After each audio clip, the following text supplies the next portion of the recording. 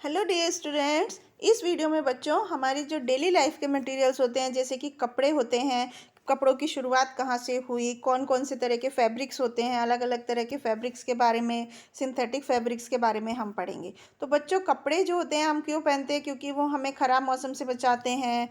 बहुत जब तेज़ सूरज की गर्मी होती है या बहुत ज़्यादा ठंड होती है, बारिश होती है, उन सब से हमारा बचाव करते हैं। और इसके अलावा इंसेक्ट से भी, हमें कीड़े मकोड़ों से भी बचाते हैं। तो हम अच्छा दिखने के लिए भी कपड़े पहनते हैं। तो बच्चों बहुत समय पहले क्या था, जब कपड़े नहीं थे तो लोग क्या करते थे, पेड़ों की पत्तियों से या पेड़ की जो तना होता है उसकी छाल को लपेट कर अपने कपड़े की जगह यूज़ करते थे। तो मशीन्स, जब तक कपड़ा बुनने की मशीन्स की खोज नहीं हुई थी तो लोग हाथ से ही कपड़ा बुनते थे। और जो जुलाहे हैं वो अलग अलग तरह के फाइबर की खेती करते थे, उनको साफ़ करते थे, चुगते थे और फिर उससे कपड़ा बनाते थे बिना सिले।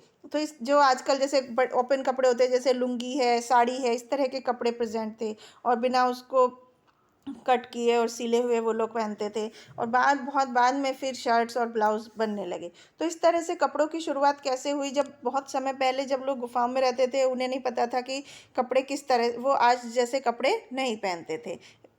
तो ये था, गर्मियों में वो कपड़े बहुत ज़्यादा गर्मी करते थे और सर्दियों में वो लोग वो कपड़े उनको गर्माहट भी नहीं दे पाते थे। तो इस तरह से जब आग की खोज हो गई तो उसके बाद लोगों ने नियोलिथिक एज में कपड़े बनाना, एग्रीकल्चर की शुरुआत कर दी और उसके बाद बहुत सारी फसल उगने लगी जैसे कि कॉर्न, सब्जियां, कॉटन, जूट। और फिर बहुत सौ सालों के बाद आदमी ने कपड़ा बनना सीख लिया। तो इस तरह से कपड़े जो हैं वो क्यों ज़रूरी हैं? क्योंकि वो हमारी बॉडी को धूल मिट्टी से, हीट से, बारिश से बचाते हैं। धूल मिट्टी, कीटाणु को हमारे शरीर पर ना लगें। या कपड़े जो हैं वो हमें बहुत ज़्यादा गर्मी से, सूरज की, और बहुत ज़्यादा ठंडी हवाएं जब चलती हैं सर्दी के मौसम में, उनसे बचाते हैं। और कपड़े हमें मच्छरों के काटने से और दूसरे कीड़े मकोड़ों से भी बचाते हैं। अगर बच्चों कपड़े नहीं होंगे अलग अलग मौसम के हिसाब से तो कैसा होगा हमारा लाइफ? तो इस चैप्टर में बच्चों हम वो सब चीज़ें पढ़ेंगे, अलग अलग तरह के फैब्रिक्स के बारे में, फाइबर्स के बारे में। तो बच्चों आपने देखा होगा कि जब हम सुई में धागा डालते हैं तो वो आगे से दो हिस्सों में स्प्लिट हो जाता है। तो इसको हम फाइबर बोलते हैं। तो बच्चों जो धागा होता है, जो फाइबर होते हैं, वो छोटे छोटे धागों से मिलके बने होते हैं, थ्रेड से मिलके बने होते हैं। तो जैसे कि भारत में बहुत तरह के खाने होते हैं, उसी तरह के फैब्रिक्स भी बहुत ज़्यादा होते हैं। जैसे कि कॉटन है, सिल्क है, वूल है। तो कुछ हमें प्लांट, एनिमल या मैनमेड सोर्सेज से हमें ये फैब्रिक्स मिलते हैं। नेचुरल फैब्रिक होते हैं और सिंथेटिक फाइबर्स, दो तरह के फाइबर्स होते हैं। तो बच्चों जो फाइबर्स हमें प्लांट से या एनिमल से मिलते हैं उन्हें हम नेचुरल फाइबर्स बोलते हैं। और जो केमिकली बनाए जाते हैं इंसान, मैन के द्वारा, उसे हम सिंथेटिक फाइबर्स बोलते हैं। तो कुछ नेचुरल फाइबर्स कौन से होते हैं? जैसे जूट है, कॉटन है, सिल्क है, वूल है, ये नेचुरल फाइबर्स हैं। इसके अलावा सिंथेटिक फाइबर्स हैं नायलॉन, पॉलिस्टर, ये सब सिंथेटिक फाइबर होते हैं जो लैब्स में केमिकल्स को यूज़ करके बनाए जाते हैं। तो बच्चों सबसे पहले नेचुरल फाइबर्स के बारे में पढ़ेंगे। नेचुरल फाइबर्स को हम फर्दर दो कैटेगरी में बांटते हैं, एनिमल फाइबर और प्लांट फाइबर। एनिमल फैब्रिक क्या होते हैं? जो हमें जानवरों से मिलते हैं। जैसे वूल है, ये हमें शीप से मिलता है। कश्मीरी कपड़ा होता है जो हमें कश्मीरी गॉट के फर से मिलता है। इसके अलावा सिल्क हमें सिल्क वॉर्म से मिलता है। और सिल्क वॉर्म जो कि एक लंबा वाइट कैटरपिलर मोथ होता है जिससे हमें सिल्क मिलता है। तो ये अलग अलग जानवर से मिलने वाले फैब्रिक्स हैं। इसके बाद प्लांट फैब्रिक्स होते हैं जैसे कॉटन, जूट, फ्लैक्स, रेमी। ये क्या होते हैं? जो नॉन फूड क्रॉप होती है, जो सबसे ज़्यादा इम्पॉर्टेंट है। तो ये बच्चों सॉफ्ट फाइबर होता है कॉटन का। कॉटन जो होती है नॉन फूड क्रॉप में सबसे बड़ी फसल होती है आज के टाइम में।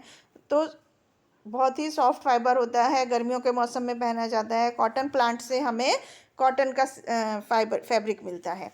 तो बच्चों काली मिट्टी में ये उगता है जिसमें कि बहुत ज़्यादा मॉइस्चर हम रख सकते हैं। कॉटन की खेती की जाती है उसमें, काली मिट्टी में। जूट जो होता है वो एक सस्ता नेचुरल फाइबर होता है जो कि पटसम प्लांट से मिलता है, जो गर्मी और ह्यूमिड क्लाइमेट में उगता है। और एलुवियल सोल में उगता है और गंगा ब्रह्मपुत्र डेल्टा घाट में ये उगता है। कोकोनट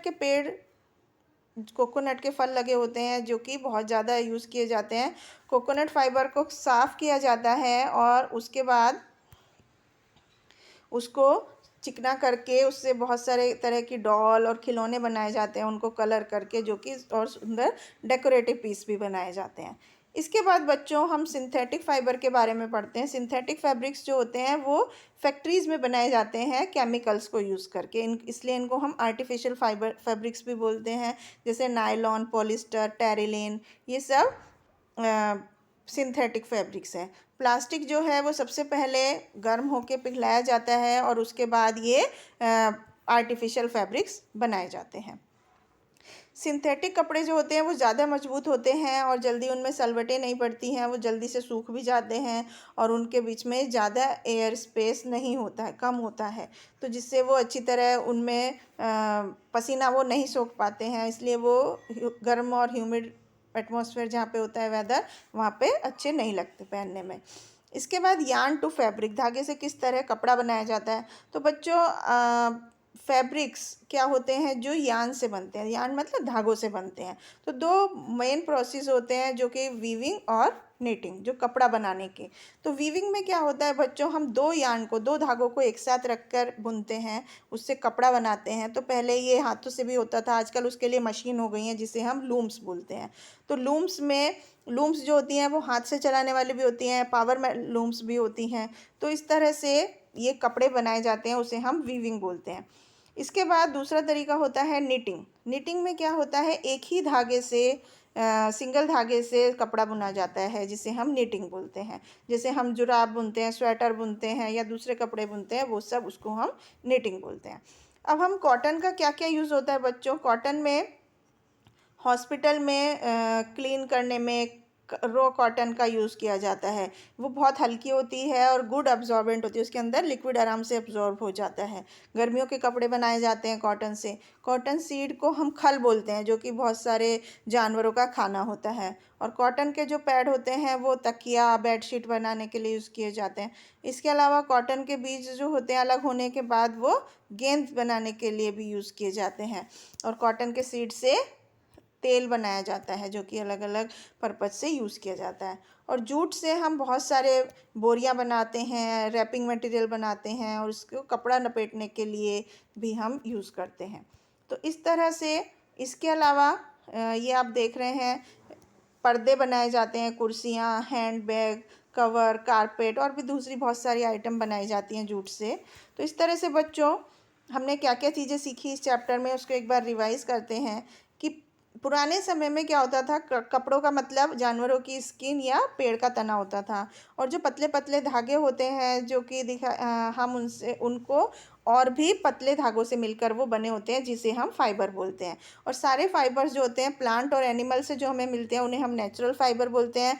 और कुछ सिंथेटिक फाइबर होते हैं, जैसे नायलॉन, पॉलिस्टर, टेरिलीन या पीवीसी। फाइबर्स जो होते हैं फैक्ट्रीज़ में बनाए जाते हैं जब केमिकल यूज़ करके, तो उसे सिंथेटिक फाइबर्स बोलते हैं। ऊन, कश्मीरी फर, सिल्क ये एनिमल फैब्रिक हैं, और कॉटन, जूट, फ्लैक्स, रेमी ये प्लांट फैब्रिक हैं। इसके अलावा वीविंग वो प्रोसेस है जिसमें हम दो धागों को एक साथ मिलकर अरेंज करके कपड़ा बुनते हैं, और निटिंग में हम एक ही धागे को यूज़ करके कपड़ा बुनते हैं। तो इस तरह से ये कपड़ा बुनने के अलग अलग तरीके हैं, किस तरह से फैब्रिक्स होते हैं, किस तरह से कपड़े की शुरुआत हुई। तो आई होप आपको समझ में आया होगा। Thank you.